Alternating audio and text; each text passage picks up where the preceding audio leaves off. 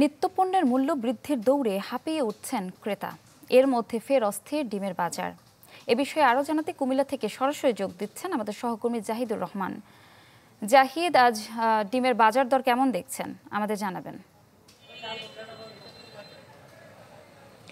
ইপসিতা, গত সপ্তাহেও কিন্তু ডিমের বাজারে কিছুটা স্থিতিশীলতা ছিল, কিন্তু গত এক সপ্তাহের ব্যবধানে কুমিল্লায় ডিমের বাজারে ফের অস্থিরতা দেখা দিয়েছে।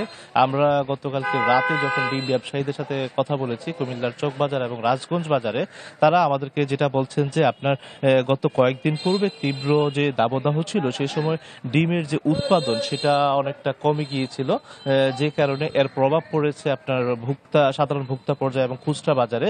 আমরা তাদের সাথে কথা বলেছি, তাদের সাথে কথা বলে যেটা জানতে পেরেছি আপনার এই মুহূর্তে ডিমের যে হালি সেটা আপনার 48 টাকায় বিক্রি হচ্ছে। বিশেষ করে এক মাস আগেও কিন্তু রমজানে আপনার ডিমের দামটা আপনার ক্রয় ক্ষমতার মধ্যে ছিল, আপনার এক হালি 40 টাকা বিক্রি হতো, সেখানে প্রতি ডিম আপনার 2 টাকা বৃদ্ধি পেয়ে এখন হালিতে আপনার 8 টাকা বেড়েছে। আপনার ফলে আপনার ডিমের হালি রাখা হচ্ছে 48 টাকা, এবং যেটা আপনার এক ডজন হিসেবে যদি আমরা হিসেব করি তাহলে 24 টাকা বেড়েছে প্রতি ডজনে। আমরা এটা হচ্ছে ব্রয়লার ডিমের দাম। এর বাইরে আমরা যে দেশীয় হাঁসের যে ডিম সেটা কিন্তু আমরা দেখেছি যে গতকালকে আপনার 65 টাকা হালি বিক্রি হচ্ছে।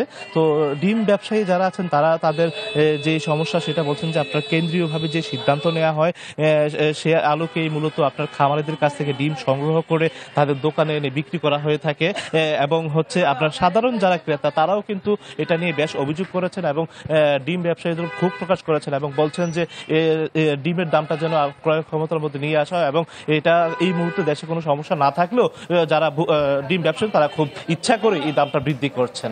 তো এই ছিল ডিম নিয়ে কুমিল্লার বাজার থেকে সর্বশেষ ইপসিতা। ধন্যবাদ আপনাকে।